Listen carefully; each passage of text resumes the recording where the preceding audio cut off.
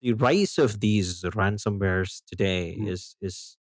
is a seriously a big alarm because and I know that the world knows ransomware is just after your data, and Mhm. you have to transact in bitcoins for it. And what's the alarming factor that I've seen personally with a couple of people who got infected? So I had some conversations with them. Mhm. Is it's after the backups. So it's Yeah. not after your data anymore. It's after your backups, to be honest. Yeah. So that's the goal. See how they've evolved, right? They've evolved from like massively, to be honest. Mhm. So the lateral movement is super dangerous, and the way that they are after your backups, if somebody settles for a simple, and if you Mhm. you would be knowing it better than anybody else, most of the backups are in the same environment It's the as same the data. environment.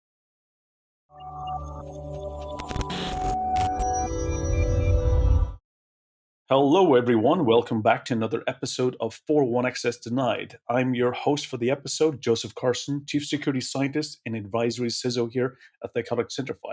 And it's a pleasure to be here with you on this very exciting episode that I have a very special guest who is going to really deep dive and take us through the past trends of malware and where future trends will be going. So, Shyam, it's fantastic to have you here.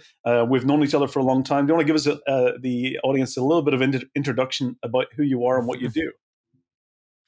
Hey, thanks, Joseph, for having me on the show. I've been following the show for a while. It's indeed an honor to be part of the show. Hmm. And thanks for doing it. It's we all listen to it and we all learn from this. So thank you for doing it, first of all. Who am I? I'm obviously not the Bruce Wayne, but I'm actually the Batman. That's what I call myself. So I love fighting crimes in Gotham, which is I call the internet the Gotham. So I love fighting cyber crimes. Add a tinge of Batman to everything so that it's fun to do. And also do I work with Cisco as a senior research scientist and predominantly dealing with malware attachments and threats that deals with emails that are malwares. So that's what I do for a living. And I've done 2 TED Talks. I'm also authored a book which is out in the market. You can go to the Amazon and check it. It's called It's Your Digital Life. And that's me. So that's me. That's about me. Fantastic. I mean, we met probably around 5 or 6 years. I can't remember. It was quite a few years ago. We met at a conference, which we have actually come upcoming, which is the Qubit conference, which is one of my favorite Yep. conferences to go to.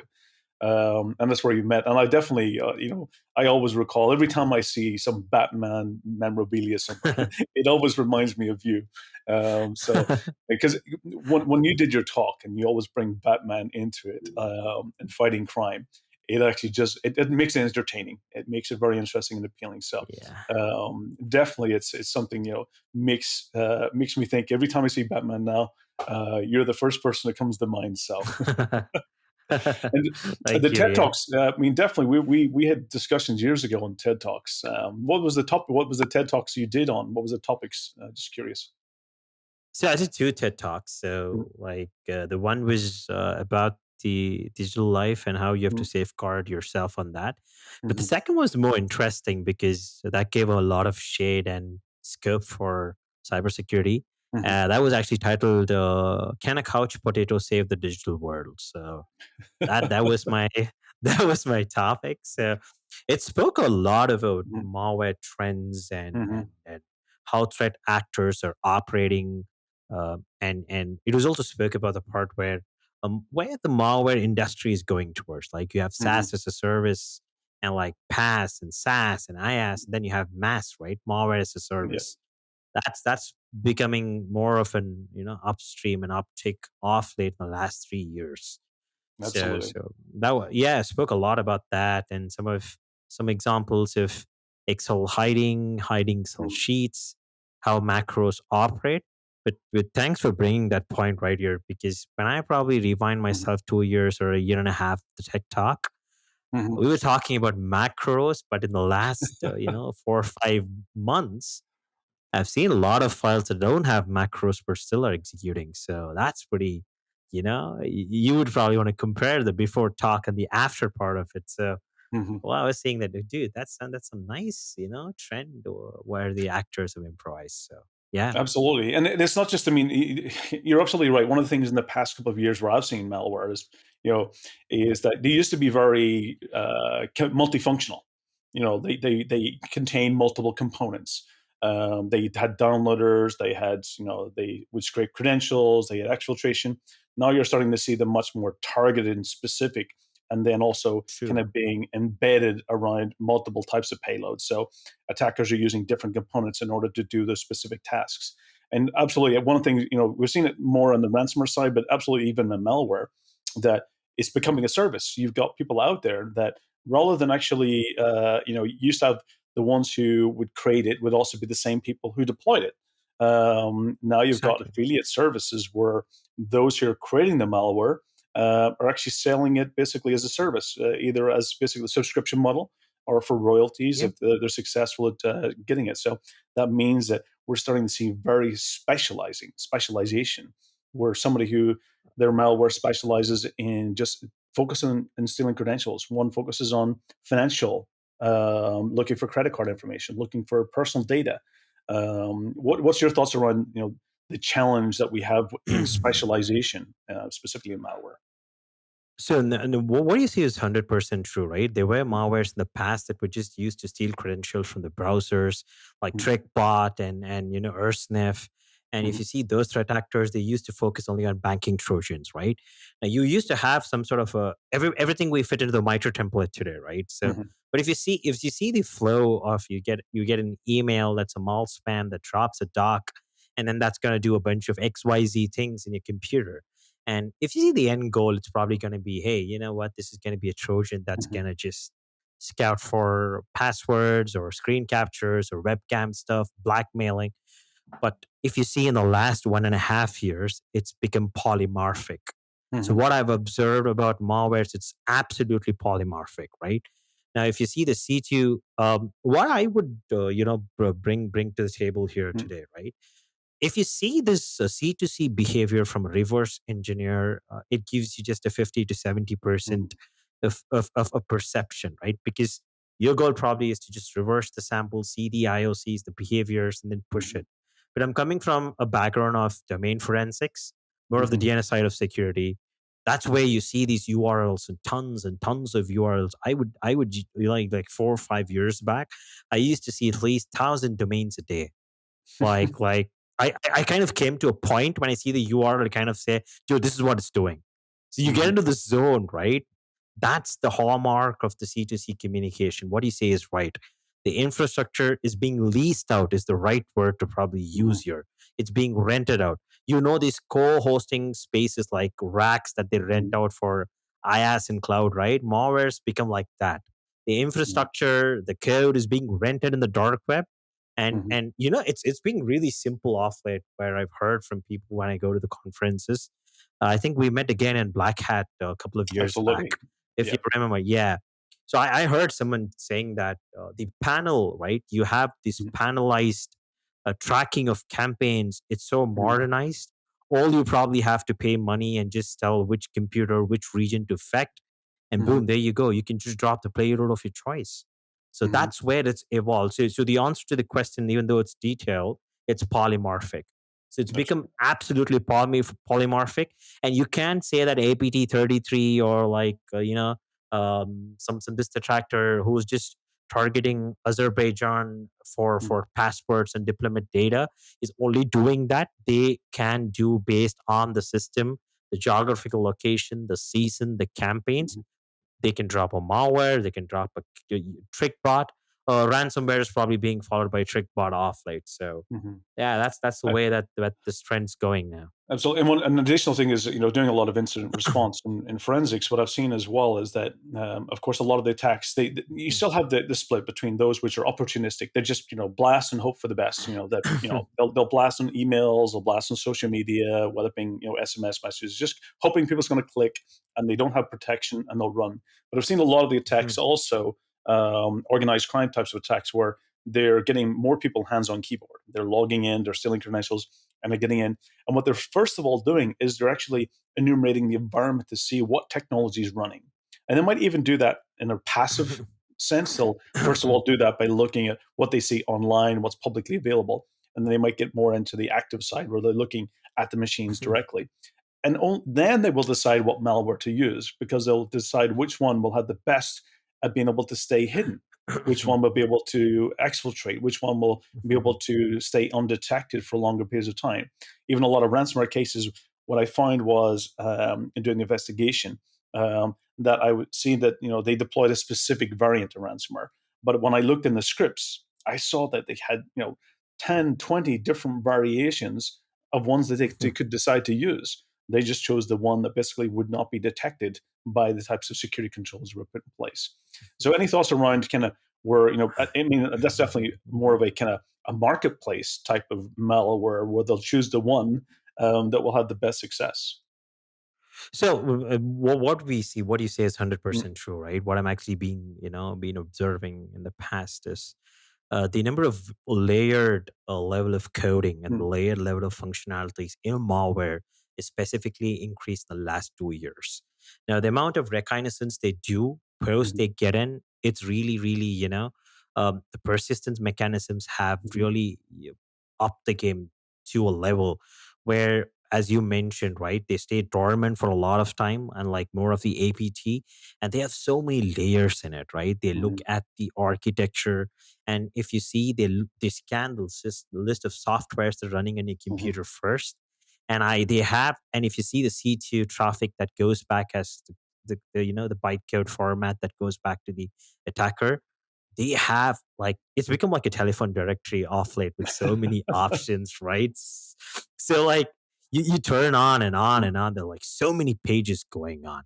So the layerization or the multiple layers of these deployments have tremendously increased. mhm, So they're not in the mode anymore. See, threat actors have, I always say this, right? You and I have the same information, and so do they. So mhm, they have the same resource of the internet that we all look into, and now they've become multifold and layer specific. So they have so many functionalities going in. Earlier, malware used to work in a way that it used to check for some sort of a mhm, system configuration. If it's not probably working, it cancels the C2 and said, dude, I'm not mhm. infecting it. Yeah. Now it's become like the Independence Day mothership, and there's so many smaller ships coming in based on the C2 communication, and Mhm, it's probably extremely becoming hard. And if you would want me to share something interesting, I'll probably share about this multi-layered malware yeah. concept here. So like 8 months back or 9 months back, we built a honeypot. Okay, it's Mhm. like the cheesy honeypot everybody makes. Okay, Every we yeah, built every we some sort. we're all running Yeah, honeypots, right. hoping that Yeah, it captures of everything. exactly. So we made something like really, really stupid, but like with the HR page on that saying, "Do you log in?" It was the most welcome home kind of a captions of passwords and that login. But you know what actually happened? We were Mhm, part of a big botnet, which was like a WordPress hack, mhm. and we ended up having one of the coveter malwares sample getting dropped in there. Okay. So why am I bringing this part in here is because the level of layering that went into Mhm, reversing that sample was massive, mhm, and I think it was packed with a bunch of features. If only the person who developed it was a developer, their product would have made millions in the company. So they had so many features in that, right? So what we found was like it was heavily persistent, mhm, where the code was inside the nt-user.dat file. So you need it when it infects your system. You probably need to get the nt-user.dat file to do some sort of registry forensics into the hives to mhm, find out what actually was the script or the call out that was actually happening. So then it had multi layers of PowerShells, JavaScript, call outs, shell codes. And then, dude, it was like opening a gift packet, and then you had to use a lot of tools like speakeasy, mhm, strings, encoded, obfuscated, tons of stuff. So, and it was also detecting VMs. Imagine one mhm. sample is able to do so many things, That's and pretty and and impressive. im- Yeah. y- you're That's right. somebody who's really, I mean, somebody who's went to I mean, it even sounds not just like one person, but an entire when you get into different code bases, But I tend to find is you're either dealing with somebody who's a super architect who's been doing development for years, or you're working with a team. So Exactly. typically these days, you're finding a lot of code bases. It's likely to be a team behind it. Exactly. And then I had a process hollow injection Mm, technique on top of it. Now, why I'm just bringing this point is imagine this was actually registered as a service. So many mm, layers, so many functionalities, and the fallback mechanisms for this as layering is mm, massive. Now, that's what probably answers your question, saying how multifold and how layered mm, mhm. malwares have actually becoming, and it things have gone beyond control where you just run it in a sandbox and you get the IOC. Yeah. Well, I have a lot of stories where it's bypassed your sandbox also. So Mhm. yeah, yeah, Sometimes that's even just sleeping, they do nothing for long periods of time, exactly. just to well, wait for a time to. One of my favorite ones last year that for me was interesting because I've looked a lot in 2021's different variants of malware. Of course, you've got the typical ones that's been around for a long time, the likes of Zeus, and you've got Tesla. Yeah. You've got Ethernet, and the one that for me was the cron tab, which was Oh interesting. Sorry, yeah. cronret. Um, Okay. and that was for me was interesting, but just because, of course, the ossification side of things, where it actually put it into itself into a cron job to run on the 31st of Jobs. February, a date that Oh, never it's hidden. existed, and because it never existed, you don't see it. It's hidden because that date just doesn't exist, Wow. and and then even behind it, that was a very kind of interesting way of just staying hidden and being able Mhm. to execute by using those simple kind of issues within operating systems or within applications. But then when you get into the actual script behind it, just like you said, it was so well written, so complex. They took a lot of time to make sure what they wanted to achieve was going to be successful. Um, True, true. And as we mentioned, right, Agent Tesla that probably rings a bell mm, in my head was doing a lot of rounds in mhm, last year and the year before that because of the equation editor exploit. mhm. And most of the folks don't purchase genuine Windows. So Yes. most of them had a word that actually had outdated equation editor, Mhm, and if you look at it, there's no macro inside it. It just was a Word document with just an equation in like a text form. It's gibberish, right? So mhm. people get perplexed. When you run it dynamically, then you see the equation editor 32.exe get called. So that was pretty interesting when with like Agent Tesla went rampant Mhm. on equation editor. And since you mentioned rats, well, rats Right. have, have given superpowers to the turtles, like the Teenage Mutant Ninja Turtles, where the rats had it, the rats have evolved like Remco's did a lot of rounds last year. If you Mhm. observe, Remco's rat was like super famous last year in 2021, where they used a lot of Google Drive Mhm. URLs. So you got an email, then you get a Google Drive URL in it. You click on it, you get exploited. But the pain point of Remco's last year was a normal analysis in a sandbox couldn't uncover all the IOCs, which you Yes. just mentioned. The level of persistence, the dormancy of the malware was so massive. You had to do memory forensics to rip a process out and look into the memory of the process to get the IOCs. There were like Mhm. tons of porn stuff, URLs, banking stuff. Man, I mean, we're like super. It Yeah. just threw you But off guard when you so said that. Yeah. what techniques, when you talking about, that the cron rat one that went into hiding itself within the cron job, for the 31st of February. What other methods have you seen malware trying to stay hidden? Either on the system itself, of course, they'll always hide within common operating system file names.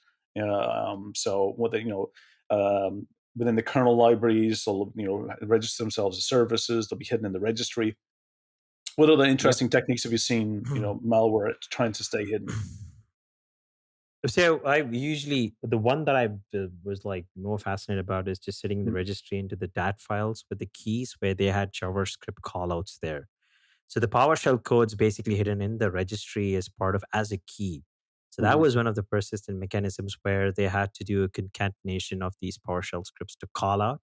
one. That's one. Mhm. But apart from the hiding technique post exploitations, I would probably talk about the mall spam ones, right? Mhm. I've seen only these bunch of the usual ones I've seen for the registry, the persistent Mhm. methodologies, hiding inside the registries, living as part of a service, and Mhm. trying to look for antivirus. I've seen malwares uninstalling antivirus Yes, absolutely. softwares, trying to do those things. But I probably want to cover about one Mhm. interesting thing, Sure. if I may talk about. Absolutely, absolutely. I think, go ahead. It's about the template injection. Probably I want to talk about. Mhm. This has been quite on the higher rise in the last year. So right, Word Mhm. documents use macros. Mhm. Macros are like the box that opens and then a gesture comes and claps his hands. That's basically a macro. So each time when you open the Docker document, the gesture comes out. So that's the way the macro works. Now, this is like a template of infection that usually happens always with word-based documents. Mhm. But what we strangely saw last year was well, a lot of these non-macro attacks, which is pretty shocking, Mhm. right? There's Mhm. no macro into it, but you still end up attacking it. So this actually started. I think it started with NJRAT or some of these remote access trojans, which started this trend. Mhm. A Word itself is basically a zipped format. You can Yes, unzip a absolutely. Word document and see the XML tree structure.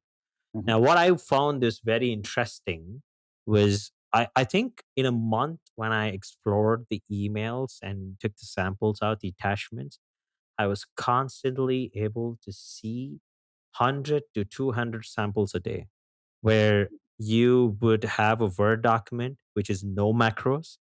It Mhm. bypasses all your tools. So it's clean. It looks nice. Mhm. It looked exactly like a document from an embassy. It looked perfect. Your Okay. email had the perfect headers. It didn't come Mhm. from a Gmail. It didn't come from a Hotmail or like your sneaky Mhm. AOL or randomly generated emails. Everything was picture perfect. I'm not exaggerating. And when you go to the virus tool, Mhm. all 75 AV vendors said it was clean. Yep, would not detect it. Okay, we're not detected. So, Mhm. but when I unzipped these Word documents and I saw there's something called as web settings and under Rails folder. So that Mhm. has something called as an external keyword. So the external is actually pointing to a cmd.lol, which was like a super level minus level 7 free service of file sharing service. So that was like part of the campaign. So whenever you Mhm. open the Word document, it's gonna run uh, in the background saying it's downloading something, but it's not a Mhm. macro. That was downloading payload. I Mhm. saw a lot of these continuously for 3 months. Mhm. So that was one of the trends, and I would call this as a persistence mechanism, but I would say this is the most sneakiest way to the entry mechanism, which acted persistence way of Mhm. doing it. So this was one of the things I saw Yeah. last year. I mean, so you're still Yeah. seeing, one of the, we look in history, it's always been Office documents and PDFs were always the kind of the Yep. top payload delivery mechanisms. I mean, is that still the case today? Are you seeing other new formats coming into play? Or is it, they're still doing those traditional, hiding it within, macros within, doc files or spreadsheets, within, content within PDFs that you have to enable and activate once you execute it. Are they still going those traditional paths, or is there new formats that they're kind of So moving into? So there are a couple of new formats. See, these are still there Mhm. because these are some sort of traditions that needs to be maintained, and it's like the primary form of it. Mhm. That's because of the reach of such threat actors, right? An invoice through a document or like a receipt through a PDF is still the primary form of Mhm. infection, which is accounts to 75 to 80% of the malware because it can be easily sold to a receptionist or like the front desk person or Yeah. to anybody in the sales team. That's the first way of doing it. It still exists. And I would say PDF is more because Mhm. a PDF is form of an office document. I would probably call it, which is Mhm. which has got too many superpowers to be honest. Because It can embed a Word document inside. It Mhm. can drop Yes. files. That's the superpower it actually has. And above all, it has all the Infinity Stones with it, which has a JavaScript inside it. So Mhm. it can just snap its fingers like Thanos does. So it's got Yeah. all the powers that it has, and yeah, that's a powerful form of And doing it. if the But user what? is running as a privileged user, then Oh yeah, it's game over in many cases. and and you have an early Christmas then, so Mhm. you can't do anything in that. So, but I was want to add a couple of Mhm. things that been seeing is Mhm. a lot of ISO attachments Oh, okay. uh, s- scanning through. So you see a lot of Mhm. ISOs making way. But the strange point is, it's always targeted towards the Spanish and the Brazilian campaigns, and not in and around, Okay. the Mhm. US or the UK or in India. I see a lot of foreign language, which is basically European, Mhm. Brazilian themed, or some of the Spain, Portugal, that or the country. Those are the countries are being targeted. So what I've seen so far, especially with the Mhm. PDF.iso, I see a lot of them that way. Mhm. The second weird attachment, what we want to talk about, is basically the Excel sheets. You Mhm. would have seen a lot of Word document and PDF malwares, but Excel is doing a lot of noise in the last 6 months. Where Absolutely. The one I remember you talking about was the hidden sheets. exactly, That was a yeah, really interesting discussion you had. So if you can share for the audience a little bit, about the kind of the methods that we're seeing in Excel, because I mean Excel is a common format and uh, true. it's very powerful in regards to what its capabilities. So you want to share with the audience a bit more about your findings in the Excel and hidden sheets. Sure, sure. So it was just a normal day looking into the Excel sheet. We couldn't find much macros into it. But when I started reading a lot about Excel sheets, I found out the internal structures of Excel could actually hide Excel sheets. So I was like kind of so dumb that I couldn't unhide the Excel sheet. But when we did, but when we probably sort of did a deep dive from an internal standpoint of an Excel sheet has actually got three levels. Mhm. It's like hide, very hidden, and you can probably unhide it. So hidden, very hidden, and unhide basically. Mhm. So what happens with these threat actors is, now if I probably put a macro inside a sheet, your endpoint detection systems is going to catch it with signatures like keywords like run, Excel, PowerShell, and all of these things, right? And what these guys did was super smart. Okay, what they've done was brilliant. They had an Excel sheet that probably ran, technically speaking, 3 miles in length and breadth. It was a huge, it was like a huge Excel sheet. I keep scrolling and I look at my clock. I think I've lost 3 years of my life after that. So it's going on and on and on. And what was the fun fact was they have a D. What they have done is they have basically put each of these keywords in separate, take for example the ex is there and the ce Mhm. is in another cell. Another So they are cell. Yeah. calculating formulas for that. Even URLs. So Putting together URLs can be yes, based on that too. Yeah. exactly. So the URLs is put into bits and parts Mhm. throughout the Excel sheet. So you have to probably go cell wise. It starts at A and probably ends at zillion somewhere. So they concatenate this. This is like a super technique. I was like fascinated when I saw the Excel sheet. So they had Mhm. the method to unhide the Excel sheet. It locates it and then it starts concatenating sheet wise and then it assembles like, Mhm. and end of the day, it was just one line of code. Was It it just said PowerShell run. code or some just some script or Exactly. It download? was just Yeah. it's just the PowerShell code calling Mhm. out a URL. So Yeah. that was huge, right? So that was one of the very interesting things I Mhm. saw in the Excel. I actually spoke about that in the conference also, I guess. So Yes, yes. and It and was one of my I favorite topics. So it was very interesting. thank you. Thank you. Now, the good news or like the bad news for the folks, but the good news for like people like us, there's an add-on to this Excel, which is Mhm. actually called as an XLL.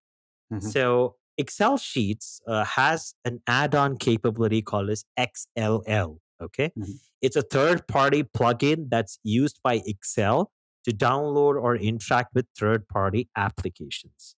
Now, what threat actors are doing with, especially with the ICID Trojans off late in the last 7 months, I think from November or October, Mhm. You get an email, and the email says it's a DocuSign and your traditional DocuSign. And what actually happens is they are heavily abusing feed proxy, Google's feed Hmm. proxy URLs. So they have a feed proxy URL, which you click on that, downloads an Excel sheet, which says performa invoice for the year or whatever it is, just Hmm. depends on the region. And then it actually drops an Excel sheet. The Excel sheet actually looks for a XLL plugin, Hmm. which is basically an add-on. It gets enabled that downloads the Ice ID installer. So this is it's like a pretty cool thing when I actually saw. And you know what's the shocking part, Joseph? Here, the XLL add-ons are both digitally signed and unsigned Signed. also. So that was like, oh, cool. Just digitally signed is pretty crazy, right? So Mm. yeah, that was the crazy Yeah, part. once you Digitally get digitally signs. signed, that's always the concern because for me that there's always an indication that that's a reminder on the supply chain issues that we have is that we there's things that we automatically trust and there's things that we don't trust. And in a lot of when you get into software updates, when you get into installations and add-ons and plugins and whatever it is, we have the sense that in a Windows specific environment, you tend to automatically trust those and True. allow them to do whatever they want on the system. And unfortunately, we have to get into where we can't assume just because it's Disney signed, Mhm. meaning that it's authentic and that there's not something hidden within it. And we're seeing that, in the supply chain, we've seen a lot of malware. I mean, you can go back to SolarWinds. It was part of that Mhm. whole scenario, especially when we're moving to where software repositories are basically, cloud-based storages where if they're not protecting it, attackers can simply, drop something in, hide it into those repositories, and then it's the software supply chain updates which deploys it for them. Even they're getting to this is that they're getting very intelligent, very smart into how can I make the victims do as much work for them as possible, so they can focus True. on being successful and being into the malware development itself, how they can actually do successful and do it much more efficient, and they can pass a lot of that. And that's why we continue. Of course, that's why we see phishing and social engineering continue to be one of the main delivery mechanisms. Mhm. Because the more we get humans to do what we want them to do and manipulate them and abuse their trust, the more successful criminals will be in this industry. True, and the second thing I just read it somewhere Mm. is pretty bizarre. I want to share it here. The FBI actually reported a lot of cases where a lot of random USB drives were shipped to supply chain industries. Yeah. Supply chain sectors in the last 3 months, hoping that they would put it plug in. Mhm. And this was like a holiday theme attack that I was actually reading about it, where somebody was saying that it was saying a gift for your Christmas, and then they had the duck USB drives, right? The duck Yeah. that you put in Oh, the the bathtub with rubber those duckies. Yeah. rubber duckies. Those were there. Right? Just shockingly bizarre. Like when you have a good infrastructure to carry out social engineering, you still have the traditional way of infecting people.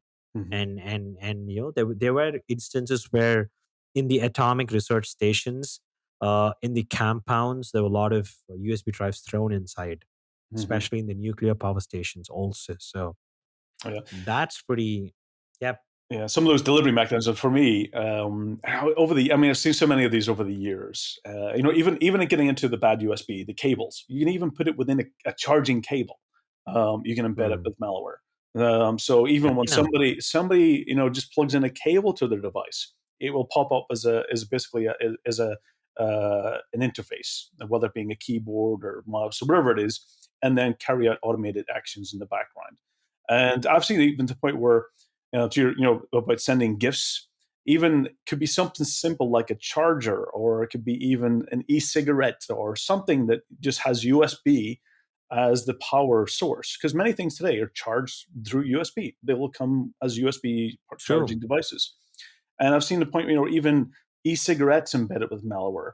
The moment they're waiting for that to be rather than plugged into a wall socket, but plugged into a laptop, and then deploying the malware within. So some of those intelligent, they're going to continue using USB, as a payload mechanism and sending it out as gifts. I've even seen where, even at major events, were USB devices that were being given out, as basically gifts, Mhm. to people attending, and they were embedded with malware. just waiting for Yeah. those people to go and plug it in. And that's what's really important. You know, I sit here, I have a whole stack of data ports, so I have always sitting next to me that when I travel anywhere, I'm always giving to people. So even a bunch of the data ports, you plug it in, and it makes sure that Ah. it stops the data going through. So those are things that it's just good practice. Even I've seen in industries in the shipping industry where we had a lot of we. One interesting case for me was in the shipping industry where there was a captain of a ship. He was on the Mhm. bridge, and one of the scenarios was that they were getting to near shore. And that meant that rather than having to use the bridge communications, to make calls, they were getting to near shore, meaning that they were able to pick up, 4G connections from the telcos. But unfortunately, he wanted to tell his wife that he was going to be home soon. Like pulling in the port, I'll be home soon. And he had a mobile phone on the bridge, and unfortunately, the battery was going flat. And rather than running back to his Oh. cabin to plug it into the wall socket and get power, he basically looked around and said, "Well, I will plug it into there's a USB port here on the bridge. I'll just plug it directly in. I will charge my phone a little bit so I can make that telephone call." And unfortunately, there was a piece of malware sitting on his phone for 1 year, waiting for that one moment for the plug it in. Completely wiped the navigational systems, so the Actis navigational systems on the bridge, and infected the systems with malware. We're just waiting for that one moment to happen, waiting for the plug it into a system, with a USB port. And ultimately, kind of going back, one of the things was that all those devices, they were using USBs to be updating those systems, to do the firmware updates, to do new installations and so forth. One of the solutions, what they ended up doing was they went and they had to actually hard cut all the USB ports in those devices just to make sure that those types of scenarios would not happen again in the future, or Wow. would be more difficult.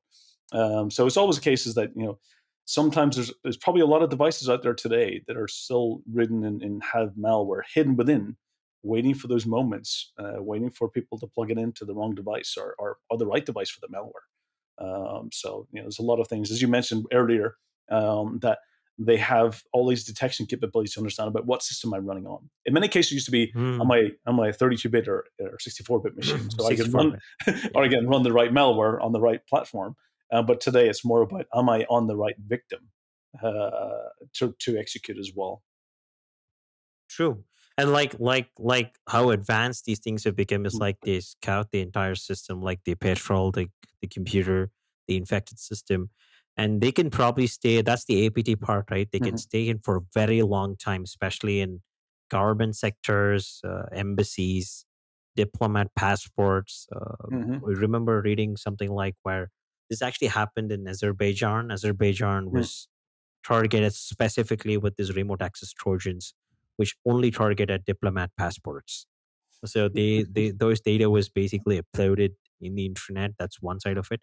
The second thing that what you mentioned, right now, how the rise of these ransomwares today Mhm, is a seriously a big alarm because and I know that the world knows ransomware is just after your data, and mhm, you have to transact in bitcoins for it. And what's the alarming factor that I've seen personally with a couple of people who got infected? So I had some conversations with them. mhm. Is it's after the backups. So it's Yeah, not after your data anymore. It's after your backups, to be honest. yeah. So that's the goal. See how they've evolved, right? They've evolved from like massively, to be honest. Mhm, So the lateral movement is super dangerous, and the way that they are after your backups, if somebody settles for a simple, and if you mhm. you would be knowing it better than anybody else, most of the backups are in the same environment It's the as same the data. environment with the R- same credentials. So Right. unfortunately, um, and they're online backups thing. And that's one of the things I always struggle with is you need to have a good strategy when you're looking at this. Is you need to have defense in depth. We talk about defense in depth as a repeat and repeating it, but you also have to have segmentation. When I was looking at a lot of the backup strategies for organizations, is that they're really backing up against disaster recovery, hardware failure, data corruption, but that doesn't. A lot of cases, it doesn't actually factor in ransomware as a threat. for those backup Hmm. strategies, because if you're using an online backup that's protecting against fault tolerance, or it's a hardware failure, that when that ransomware runs, it's going to Mhm. encrypt both your production and your backup system, which means that you have nothing to recover with if that backup is online with the same credentials. And that for me always frustrates when I see those types of backup strategies, because it is not factoring in malware, it's not factoring in ransomware, or data exfiltration. It's only focused on that disaster recovery piece, and that merely Exactly. means that organizations really need to think about offline backups or segregated backups or differential True. backups, and also making sure you have different privileges and credentials for production versus a UAT or a backup environment. So segmentation is so critical in those environments. A couple of questions for And you. Go ahead. yeah, I just want to make one point because folks just make, they're more focused on the disaster management, recovery part, and they forget these hot sites and the cold sites part. Yeah. And their only motive is to probably get the service up and running, like the runtime Mhm. calculation per minute per downtime price that cost to the customer. they they end up having the data very close to them, and they want to have a Yes. recovery of that pretty fast. That costs them. That's where that way you brought a point, right? That Mhm. the backup should be in the cloud is one. The second thing that you probably need to have is more of something called as the breach mentality. Yes. So no one's doing, I don't think so, like, at least from my knowledge that I know, the breach mentality should be implemented in every organization like a fire drill.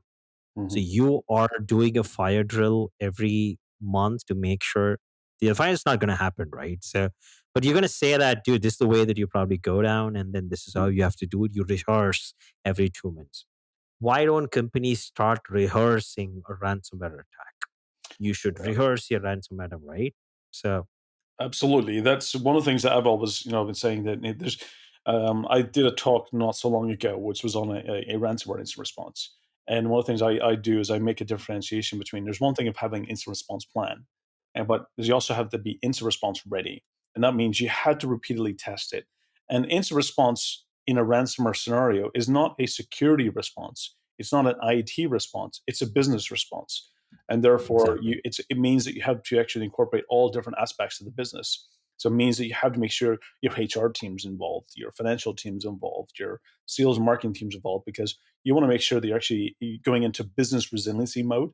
And this is sometimes many organizations, we approach it wrong. We think that these types of responses and business recovery scenarios and backup strategy plans are as an IT or security team's responsibility.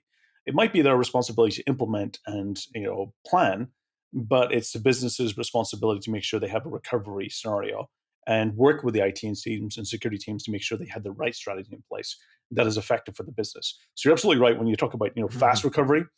Fast recovery doesn't always necessarily mean the best the best recovery, because I've seen even True. recovery strategies that were actually redeployed the malware back into the environment because the malware was actually in the backup. And Exactly. recovering fast meant that yes, we recovered, but we're just redeploying the malware back into the environment. So it's an interesting kind of that it really needs to be well thought through and well planned. That's also depends on how detailed the run book is probably, returned, and like the Mhm. playbooks, the run books, how effective or how detailed you are. And you rightly mentioned, when for ransomware, the stakeholders is precisely the entire organization. It's just not, a normal recovery activity or like a resilient activity that you do. A lot of things depend on a Mhm. ransomware attack, and I feel personally this has to happen Yeah. like a trend. Yep. So one other thing I'd like to ask, for the audience who's, we're talking about a lot about ransomware and malware threats and some of the sophistication that's going into them today, and all of these new models of, deliveries and deployment side of things for payloads. What kind of, tips do you recommend that they do to reduce the risk from those? What can they do to make it more difficult for the attackers to be successful, especially when it comes to malware? So, like, I would probably put a stronghold, scanning and the entry mechanisms of Mhm. email, because there should be more, parameters that needs to be looked into. Mhm. Today, we can easily bypass the emails. If you see the email header, you have tons of stuff that you can easily bypass. Hmm. So there should be a lot of stringent policies, calls. For example, you cannot have an X mailer which is anonymous that hits your mailbox, right? That's Hmm. the first way. That's the first point of all spam entering. So that needs to stop. So you need to have a protection where 60% of your problem is solved when you scan your emails properly. So that's Hmm. one thing. And the second thing is like it would probably sound stupid, but I probably would still put this point. Most of these malware attacks, occur because of clicking on a link or opening a Word document. So the user education is probably the only investment that you have to make as a company. Hmm. Zero trust is not your policy; it's your employee who should It's do yeah. that, Yeah, I had right? myself and my was it duplicate, my clone, Dave Lewis. We had on a few episodes ago, and we were talking about zero trust. And one Yeah. thing is, we had a long discussion. And for the audience, definitely go back and listen to the episode on the zero trust talk with Dave Lewis. It was a fun discussion. And one of the things we got into is that zero trust, it's not a software you implement, it's a practice. It's about how you practice security in your organization, and how people do things. It's a mindset in how you operate your business, which is one of the best terms I heard.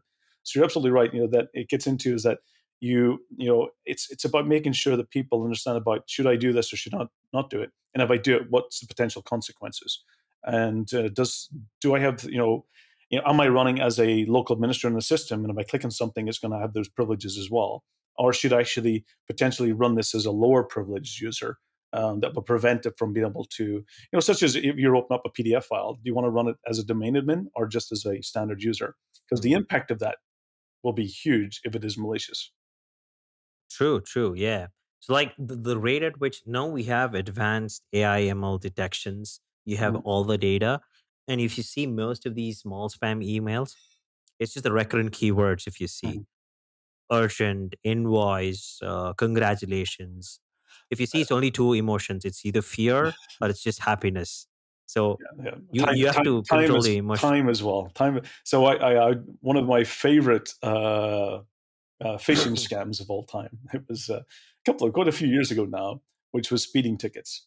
Because your point, you want to play on people's emotions. That's what it's doing. Is True. and it's also when you send those phishing Mhm. emails is also important. So the speeding tickets that was part of this phishing scam was sent at 5:30 p.m. Friday evening. Especially when people's left the office, they get these emails and they're like, oh, all of a sudden it plays on fear of doing something illegal, fear of being Exactly. fined financially, fear if they don't respond in time, that it could actually double or get more costly. So a lot of those scams, you're absolutely right, urgent. You know, this needs to be done immediately, ASAP. It plays on people's fears, or it's the reverse. It's that you've won something. Congratulations! In order to get this reward, you need to go here and True. complete it. So definitely, when you see things as playing on your emotions, you should always second question it, whether it's And real or not. yeah, true. And then if you would probably want to add one point, right, Mm. was most of these mall spams that have been targeted is towards the shipping and the supply chain industry. If you Yeah, observe, it's most of them. This says shipping, code, invoice, listing, product listing, yeah. and it's very easy to make them click on something. And if you observe, the medium scale business is always targeted the more Hmm. here rather than the big fives or the big fishes. So Yeah, yeah, I would absolutely. say that you have to have a stringent rules on the incoming Hmm. emails. That's your starting problem. And second is more of where companies would probably start to focus on the actual zero trust, right? No process should be trusted. And I think Windows 10 has probably come up with a lot of these. If you have to get to a point where probably when you see a process that's misbehaving, you have Hmm. to probably quarantine the process, put Yeah, it inside like a sandbox itself and execute it. Yeah, yeah. tons of stuff. I mean, we can go on that. So yeah, Absolutely. Prevent it from launching any child processes as well, some of those true. things, because that's a common way of persistence and moving around. And you're absolutely right. Yep, Supply chain, in a lot, I mean, I have my sandboxes running, I got my honeypots running, and I see a lot. And, your package is waiting at customs. You just need to go here and release it from customs. true. I've seen a lot around things like even COVID tests that you've got a Yeah, COVID test waiting to be seen. Go and see whether and it's just playing on people's emotions, playing on and really the environment around. Because of course, as the pandemic's forced everyone to work, from home or from remotely, home. supply chain and order delivery. You can't go to the shops as often, so you're getting delivered to your home. So the True. attackers will take advantage of all of those scenarios. Any predictions? Anything that you think that we're seeing the path and direction? Where could malware go this year? What changes might we see?